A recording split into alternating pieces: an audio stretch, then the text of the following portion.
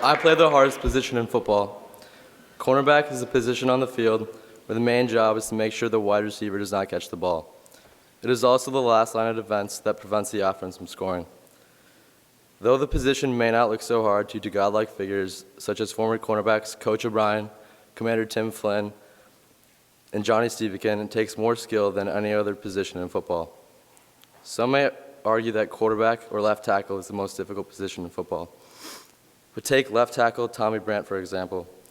All Tommy does is eat, strap on a helmet, and somehow he ends up getting numerous Division I offers.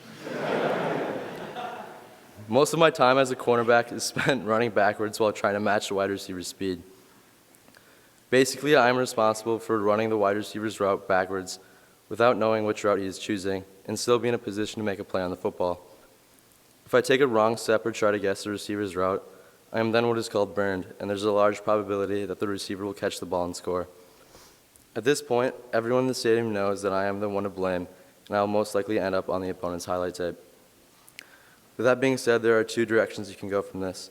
You can either shut down completely and let the receiver and fans get into your head and play poorly the rest of the game, or you develop a short-term memory, learn from your mistakes, and line up for the next play. Just like in football, life doesn't always play out as you want it to, and sometimes we need to have a short memory. We don't always get that ACT score we wanted or the promotion we were hoping for. However, you have the power to learn from your mistakes and forget about it and move on in life. With being a cornerback, I'm a part of an elite position group called the defensive backs. This position group is made up out of safeties and cornerbacks and led by Commander Flynn, Demarius Travis, and Coach OB. Each one of our coaches brings something to the table. Coach O'Brien is always motivating us to become better men, both on and off the football field. Either by watching film in his room during lunch or when his chili gets hot and yells at us, like at halftime during the Hastings game, we always listen to his advice. This summer we gained former Gopher and Patriots player Demarius Travis. Demarius, also known as Ayo Travi, always coaches us with his calm demeanor and is always working on improving our footwork and technique with tips that he has learned over his career. He also remains someone that we can always talk to just about life in general and ask for advice. Last but not least, we have the infamous Commander Flynn. If he isn't bragging about how he had 2 interceptions in the '88 state tournament, chirping the wide receivers, or telling us how he beat Creighton his senior year, he's leading us through various drills and finding new ways for us to be just as good as he was, if that's even possible. Commander Flynn has given me the nickname Irish Island because of my Irish heritage and the fact that being a cornerback requires you to be on your own, lined head up one-on-one against the wide receiver. Every play is a battle, and everyone is watching to see who wins.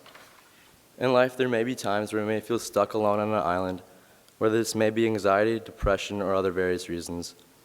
In these times, we must use our will to fight and integrity to overcome this adversity in our lives that make us feel isolated.